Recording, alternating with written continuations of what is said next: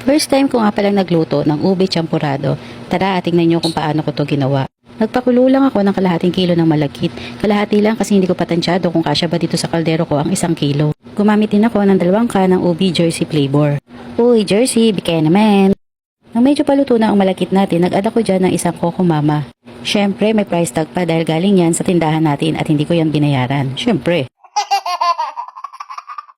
At yan, at hinalo-halo natin at mga ilang minuto pang pakuluan lang para siguradong luto na ang malagkit. Pagkatapos ay ibinuhos ko na rin ang 2 lata ng ube jersey.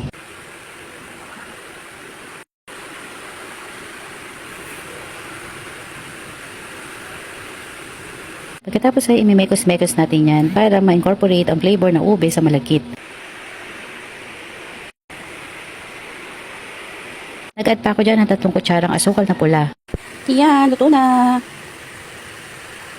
Ube, champurado, ala ati, pibang, bawo. At ikiman na, lagyan natin yan ng evaporada para mas masarap.